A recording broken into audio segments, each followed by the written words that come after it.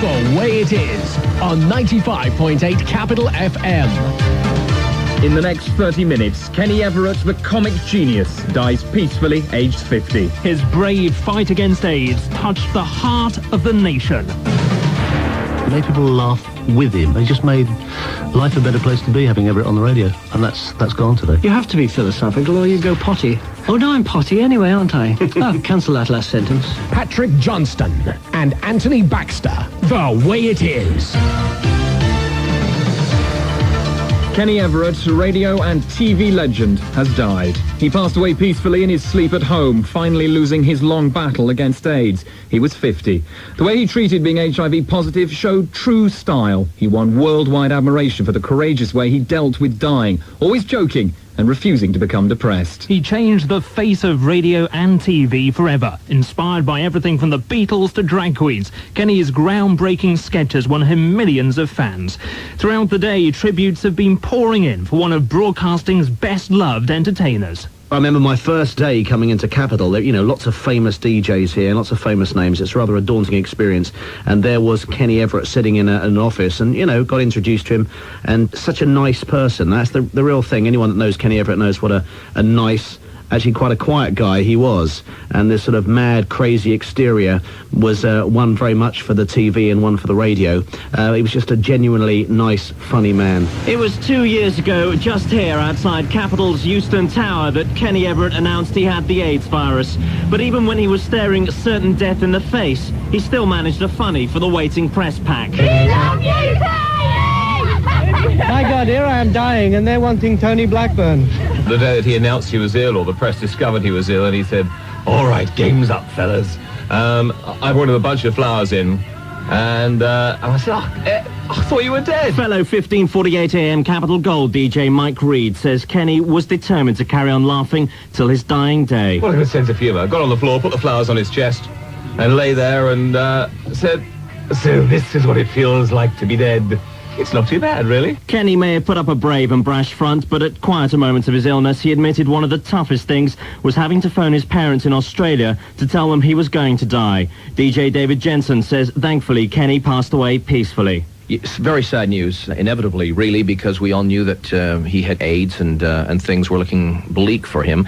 Mercifully, the downward spiral was short, and he died passing away as he did in his sleep. Jimmy Glass from the AIDS help group the Terence Higgins Trust says Kenny was a role model for other sufferers. He was a very kind and generous man who dealt very openly and very humanely and very philosophically with the fact that he had an AIDS-related illness. And I think that can only serve as a great help to others who are in the same situation. Clough Lane is where it starts. Plough, probably. St Bede's secondary modern. He may have been the wacky, wild joker of TV and radio, but in private, Kenny Everett was a desperately shy and reserved man. He said telling the world in the 80s that he was gay was traumatic. In his autobiography, he came out openly, but he was still concerned of what people would think of him. Editor of gay newspaper The Pink Paper, Andrew Saxton. He was very camp, and it was quite obvious to anybody with an ounce of sense what he really was, i.e. a gay man. But I think, in a way, he showed the difficulties there were with young people coming out, or people of that age coming out, because it was a less accepting time, yes. But I think in his later years, despite being married and everything, he did become sort of some kind of figurehead. I really love you. Oh, you're my best. Kenny always said he was inspired by the musical geniuses such as the Beatles. He was also big pals with the band Queen. Today, a grieving Brian May issued a statement saying Freddie would have had the most to say about him, as they had a lot in common and they got on very well. We'll remember Kenny, he said, from those heady Bohemian Rhapsody days. What a sad loss. Both on and off air, Kenny lived his fast and frantic life right on the edge. Throughout his illness, he refused to sit at home and mope. He was determined to keep fit and still went to the gym near his Kensington flat for a regular workout.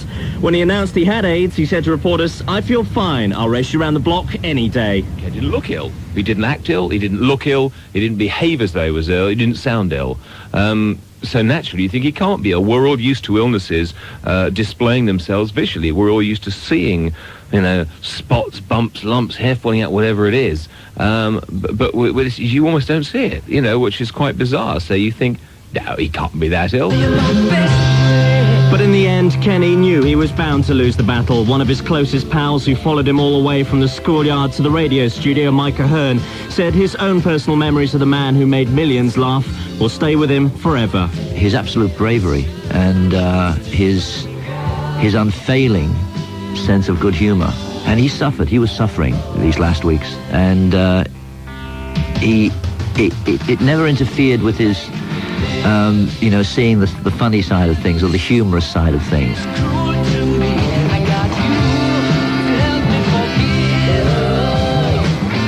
Kenny Everett laughed in the face of death, a shining role model for the 15 million people worldwide infected with HIV. In April 1993, Kenny told The Way It Is how reporters were out in force when it emerged he had the virus. It was a huge surprise to me. I was coming back from Italy. I had a couple of days in Italy, and suddenly a bunch of press people bounced out in front of me and said, I was clicking away, and I said, what's the story this time, guys? And they said, look, and they handed me a copy of The People. And there I am in full colour on the front, looking really rather lovely, but gaunt. Are you bitter about it? No, I'd probably be doing what they're doing now if I was a git. But how do you feel in yourself now about the virus? Well, Nick, you're going to die one day.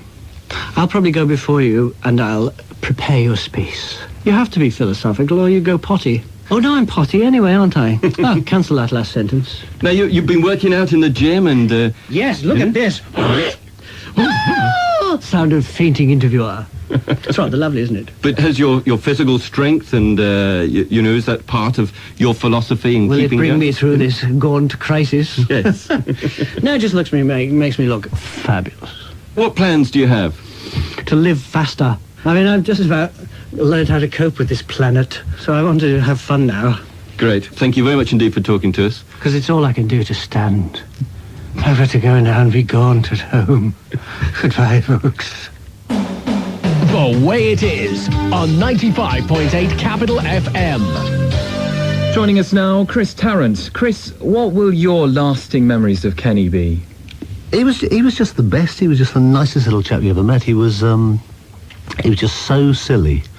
He had such a sort of irreverent sense of, taking the mickey out the whole world around him. And he was also brilliant. He was like the sort of ultimate radio model. But the thing you always avoided when you were doing like silly voices and things that people like I do, you sort of suddenly find yourself going, oh, and you think, oh no, don't do that, because it sounds like Everett. Everett was just, he sort of started everything, and he is, still in the last couple of years, was still being this extraordinary, original little chap, and he was just amazing. When did you last see him? I saw him at the Christmas party, just over 3 months ago now, and he was so fit, and he was so bouncy, and he was so just, silly and sort of Everetty and whatever. And he used to come in, like, about 10 to 9 every morning. He'd come in for quite a cup of coffee in our studio, and I had, it's very difficult. It's very difficult to relate to someone is under some sort of death sentence. It's really impossible. I don't find, conversation easy with someone in that situation, and you sort of wait for them to lead the way, and obviously they're aware that you're aware, and da-da-da. And he would just suddenly go, oh, darlings, I'm doomed.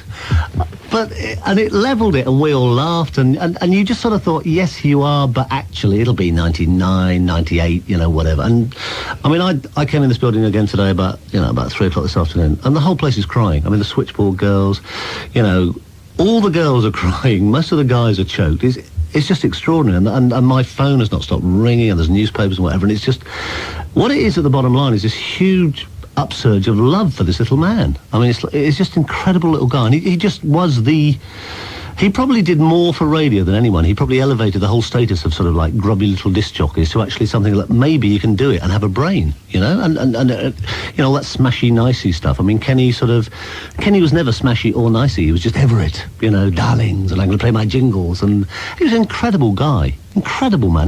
He was the great radio original, and I think he's totally irreplaceable. When he was even close to death, he was very philosophical about it. I don't know.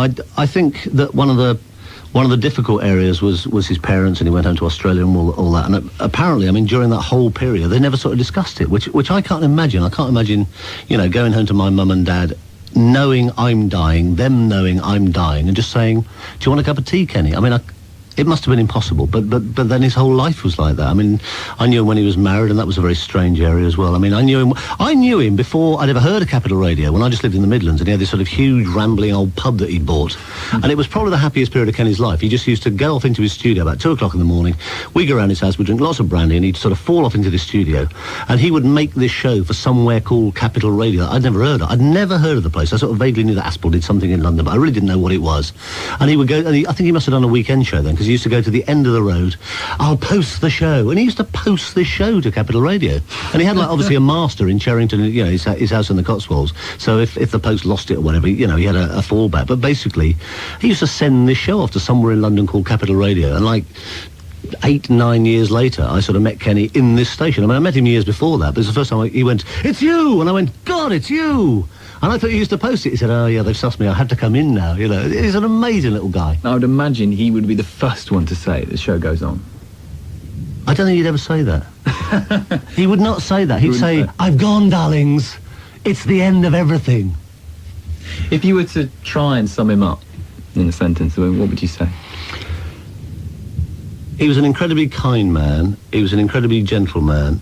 He was hugely original. I think on radio in this country, probably in the world, he's totally irreplaceable. And yet at the bottom line, he never lost the sort of the plot of it all, that in the end, you know, it's only a game, and he just loved it, and he just laughed and laughed, and he made people laugh with him.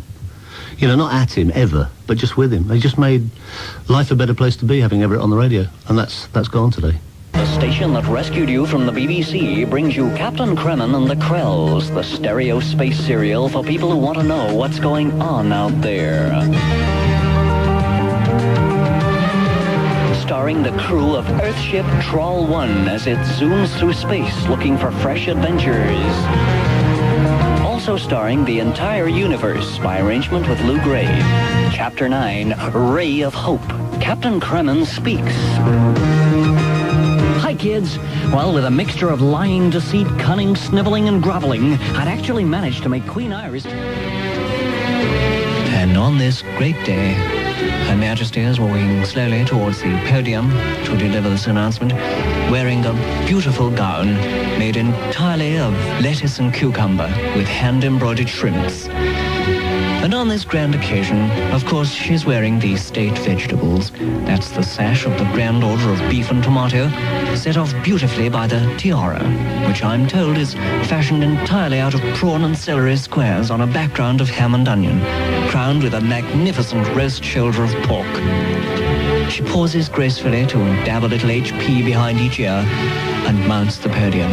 Ladies and gentlemen, I always get my rocks off with Capital Radio. Contest that could win you such prizes as a revolving Henry VIII, a clockwork cement mixer, a talking bun that says "Eat me," or a lamp that glows in the dark. And our special guest today, Vera Lynn. Hi, Vera. It's a real pleasure to be here. Countdown. 10, 9, 8, 7, 6. Strawberry fields forever. The Way It Is on 95.8 Capital FM. Next, the brilliant DJ who kept millions laughing. He was stupid, he was irreverent, he was clever, he loved his music, he was just a brilliant DJ. The Way It Is. Radio legend Kenny Everett has died at the age of 50. He passed away in his sleep from an AIDS-related illness. Tributes have been pouring in for the former Capital Gold DJ. Chris Tarrant has described his talent as amazing. Kenny Everett won a string of awards, including the Gold Sony Award for an outstanding achievement in broadcasting. He was radio and TV's master of bad taste, with characters like Sid Snot the Punk and busty blonde drag star Cupid Stunt, glamorous even with a beard. But whatever he did it in style, thrilling millions with his outrageous sketches. It isn't easy to be successful in the face of some of the hideous monsters I wrestle with. Remember in the first series when I came up against the thing that went... Kenny Everett was born on Christmas Day 1944. His father was a Liverpool tugboat skipper. His real name, Maurice Cole. In the late 60s, he became a DJ on pirate radio. Mike Reed was a fan even then and remembers Kenny's unique broadcasting style. He was on the radio once on the Pirates, and I only found this out later, but he played one record, and he said, that record gives me an orgasm. And I'm sure people listened and thought, what? Because for then, I mean, that was, even for now, but I mean, for then it was staggering. And years later, I remember talking to Ed Stewart over dinner, and he said Kenny didn't know what it meant. He just thought it was the word that meant it's very exciting. So they had to take him to one side on the ship and say, actually, Kenny, we'd better explain what an orgasm is. And apparently he went, oh, dear. He then joined the BBC, but they were turbulent years. They sacked Kenny after joking that the then Minister of Transport's wife must have bribed her way through a driving test. In '73, he joined Capital, and it was then that his creative side really blossomed. His on-air creations have become legendary. Meanwhile, the thing that goes had marched on Westminster and set itself up as the government. People were powerless to stop it. Already it had assumed control and was delivering its first orders to the quivering members of the House. He was, and will always be, a one-off. Lots of people have copied him, but there's only one Kenny Everett, and he was the originator of that kind of style, and especially when he came to Capital. I mean, it was absolutely incredible. You'd actually listen to him. The music didn't matter. He played nice songs as well, being a Beatles fan, but it was him that you wanted to listen to. There was nothing conventional about Kenny Everett. He was a huge fan of popular music, but his real love was classical, presented on Capital in his own style. Hello, darling hearts, and welcome to the Catlican After Christmas Classical Bonanza. And here's a little Chinese lady called Kyung Hwa Chung on the violin with the Vienna Philharmonic Orchestra. And this is a digital recording, so it should sound fab on your FM wireless set. In the late 70s, he launched into television. He admitted radio was his true love, but TV made him a massive star. The Kenny Everett Show was watched by more than 15 million people a week. He made hot gossip famous, and his characters outrageous as ever. Sid Snot, the crazed punk, was perhaps the most famous of all. In this violent, strife-torn age in what we live in, I sometimes get worried about my girlfriend Deirdre, on the streets late at night, with all them muggins. On the other hand, if she wants to go out mugging, that's her business. But for all his public zaniness, Kenny Everett, like so many other great comedians, was a shy man. He kept his private life private. DJ Mike Ahern grew up with Kenny in Liverpool and followed him to pirate radio. He was a quiet kid. I can't ever remember Kenny having, stacks of friends. It was a very close family, Sister Kathy, Mum and Dad. But he was never the kind of guy who actually said, I've got this enormous amount of talent. You know what I mean? He was always very shy and reserved about that. And I think that was part of the growing up too. He's a quiet boy, a shy boy. Off the air, Kenny Everett was a world away from his zany on-air persona. Barry Cryer worked with him on his TV show and became a close personal friend. People always expected a man walking in doing cartwheels and being wacky. If they knew Kenny was coming, people who didn't know him, and they'd meet this very shy, sort of courteous man. He had a tongue like an asp if the occasion demanded, or he met pretension or pomposity or something. But when people met him, he came to my local pub years ago to start a wheelchair race. That we had a sort of charity wheelchair race. And the whole of my local was enchanted with him because they didn't expect this. They expected this wacky man erupting into the pub, and he just said, "Ooh, can I sit over there?" and signed every autograph that everybody wanted and everything. Sat very quietly in the corner. People were always surprised by how quiet he was when they met him. Yes, friends, 1 year old this week, and to celebrate, all the DJs got together for a party. Let's join them, shall we? He will always be remembered as one of the true innovators of radio because he was there in the pirate days, he was there in the early Beeb days, and obviously the very early Capital days he was there as well, and was there, right through till today. And it is one of those names, if you mention Kenny Everett to anyone in the street, however old or young, they know who he is, who he was. And, he was a truly innovative DJ. And everyone will always remember him as that. I mean, he was funny, he was stupid, he was irreverent, he was clever, he loved his music, he was just a brilliant DJ. Tony Blackburn joins us on the line now. Tony, you were one of Kenny's closest friends. How will you remember him? I think Kenny never realised how much, I admired him and liked him, and we just got very close, and he particularly liked my wife, Debbie. We used to go out to dinner quite often together, and we had some marvellous evenings. You used to play some gags, I would imagine, out there.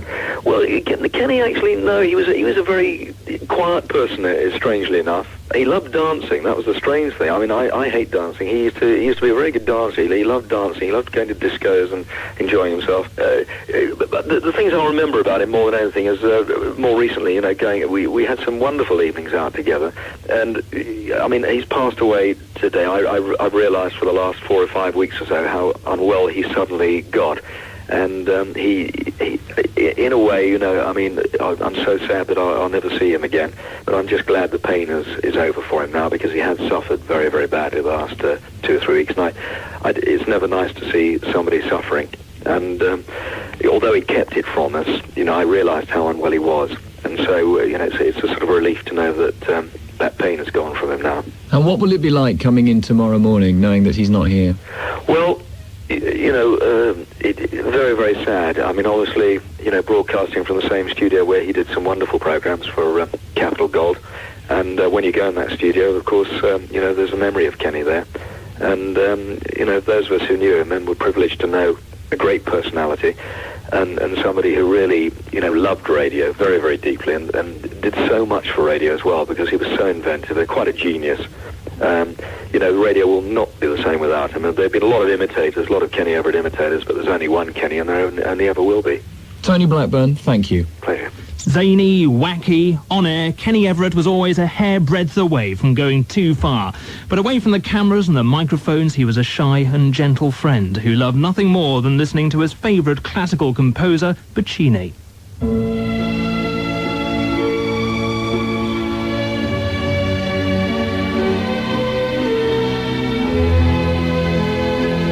Him for being a very shy person despite his, on-air persona. He was a very inventive, much imitated radio presenter.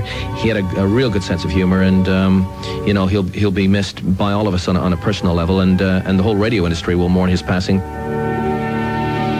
He will always be remembered as one of the true innovators of radio, because he was there in the pirate days, he was there in the early Beeb days, and obviously the very early Capital days he was there as well.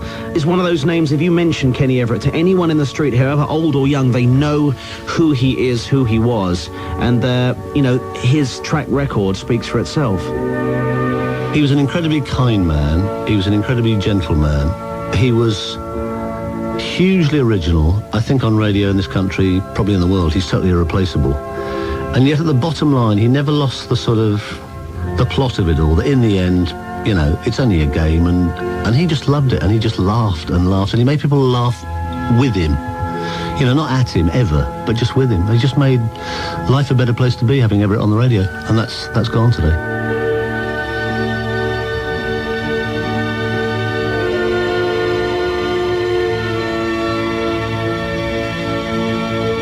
You're going to die one day. I'll probably go before you, and I'll prepare your space. You have to be philosophical, or you go potty. Oh, no, I'm potty anyway, aren't I? Oh, cancel that last sentence. Goodbye, folks. Kenny Everett was born on Christmas Day, 1944. He died peacefully in his sleep this morning, the 4th of April, 1995. He revealed he had the condition 2 years ago.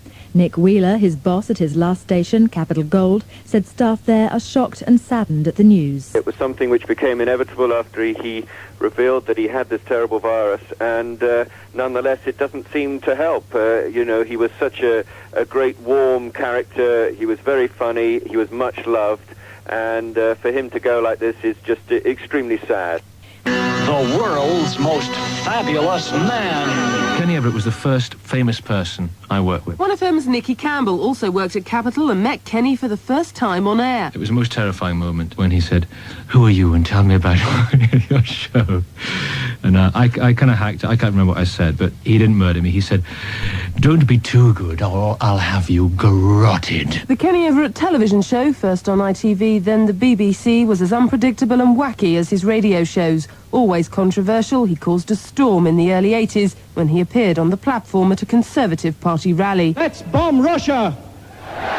Let's kick Michael Foot stick away! Bad taste, cried the critics, but that, as one of his most popular characters used to imply, was Everett's speciality. And it fall down in the best possible In 1993, he announced he'd been diagnosed as HIV positive 4 years earlier. Well, I think I'd like to die serene. I haven't been very serene in this life. It's been a sort of a turmoilish sort of life, going on in front of cameras and being silly and potty. I think I'd like to try a bit of serenity. Life is funny. There are parts of life that you think are absolutely not funny, like war and being poor and hungry. That's not funny at all, but you can't spend all your time thinking, oh, God, it must be awful to be hungry. You just got to get on with it and make it as much fun for yourself and other people as possible. Tony Blackburn worked with Kenny Everett for almost 30 years. He's quite unique. The things he did on radio, particularly in the 60s, were absolutely wonderful. You know, he was very, very imaginative. And, you know, in an era that we're in at the moment with non-personalities, the strange thing is probably if he went for an audition now, he wouldn't get a job because he's got too much personality. What's your fondest memory of him when working together back in the 60s and 70s? Not many people know, but he loved doing housework and he had to have everything very clean. He used to come around our studios always with a feather duster and a spray can and keep the studio clean. And our studio will never be as clean again as Kenny got it for us. I remember hearing him for the very first time broadcasting on the pirate ship Radio London, and I just felt then, you know, this was a real little genius, and indeed he was. And there've been a lot of Kenny Everett imitators in the past, but there'll never be anybody as good as he was. He was so imaginative, and he put everything into it. He was always slightly on the edge. You never quite knew what he was going to do. And you know, I mean, like myself, sometimes those things get you into trouble, and he got into trouble a few times, and I think it's great. I think you need people who don't go and toe the line the whole time. Sadly, there aren't enough Kenny Everetts in this world anymore. This is Newsbeat on 1FM. First for news, as it breaks. It's really out of sight. I thought, out of sight? What do they mean? Aren't their eyes working properly or something? Why are they popping their fingers all the time? And apparently it was a groovy thing to do. We didn't know about groovy because we'd only had the BBC up to then. His strict, sober upbringing did nothing to temper the jokes. He was sacked from the BBC for a joke about the wife of the Minister of Transport bribing a driving test examiner. He eventually got his job back, but he was sacked again, this time for a joke about Margaret Thatcher. Wherever he broadcast, he refused to abandon the jokes. Is she too much or is she too much? Felice Taylor. Very loud. I feel a love coming on. Come on, love. Oh, love. And you're tuned to your electric BBC. I say drummer. On television, Kenny Everett developed a massive following for his characters Sid Snot and Marcel Wave, and on radio for Gran. In the studio, we had a recording machine, and while the record was on, and people were listening to the record, I would rush over to this machine and go, Oh, do you think so? Oh, that's a good idea. Really?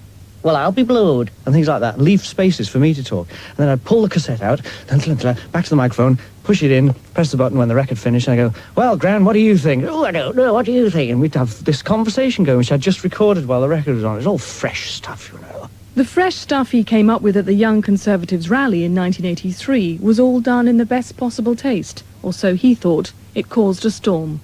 Let's bomb Russia! Let's kick Michael Foot stick away! When Kenny Everett's 12-year marriage broke up, he admitted his homosexuality, and then in 1993 he announced that he'd been diagnosed as HIV positive 4 years earlier. But even then, he refused to succumb to self-pity. Well, I can't see there's any point in depressing anyone, can you? My views on the next life is it's probably going to be fab, the next one. I've got this theory that we are in an endless loop of lives and it just never ends. Kenny Everett, who died today. The DJ Chris Tarrant worked closely with Kenny at Capital Radio. He says there's a huge feeling of loss at the station today.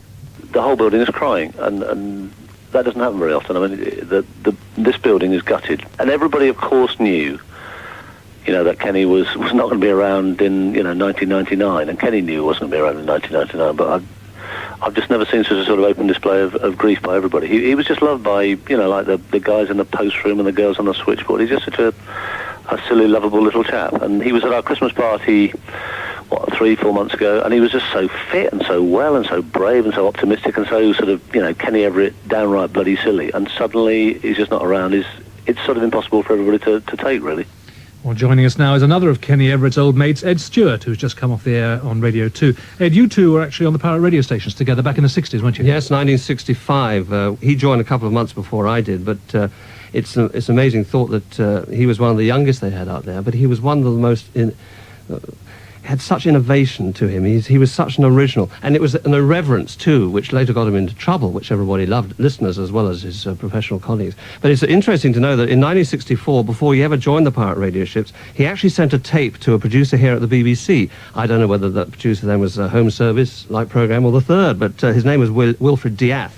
He produced a programme introduced by Ronnie Fletcher, who was definitely a newsreader, who I know well anyway. And... the tape was so brilliant that they said, come down to London, because he was born in Liverpool, of course, so he came down to London. They said, this is very good, make us another. He made another good one. Then he came down. This is going to be the final audition. They said, let's have a good one this time, Kenny, and you're working with the BBC.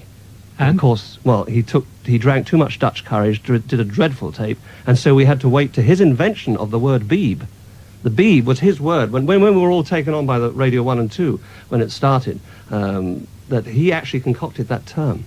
The beeb. If he thought if he'd patented it, he'd have made a fortune. I suppose the adjective you normally associate with him is zany. Yes, zany. He was. He didn't give tuppence as to what people thought, and what he really did on the air, as we said before, has got him into trouble, especially with, I think it was Mrs. Marples or whoever it was, the road minister at the time, what insinuation he made. But he was of such a character that even when he performed in The Hunting of the Snark, which was an ill-fated musical on the West End stage, you found that you were watching him most of the time as opposed to the other leads, because he was so funny. He was a naturally funny man. Hugely talented DJ, and then a very, very funny, hugely successful television star. Oh, yes. I mean, all in the best possible taste as well. But it's good to know that, he was still broadcasting, unfortunately, only to London with Capital Gold. But it was a shame he wasn't broadcasting nationally, I think, because I think the rest of the nation, another generation, wouldn't have known about his great radio humour. He was a natural, and it was from the earliest days that he sent these tapes in, and he never stopped making people laugh. I mean, when you think that he changed his name from Maurice Cole to Edward Everett Horton, who was an actor, then he started at £15 a week on Radio London back in 1965. But like us all, he loved radio, and that was I think his best medium, better than he was on the telly. But he will be sadly missed. Kenny was a great talent.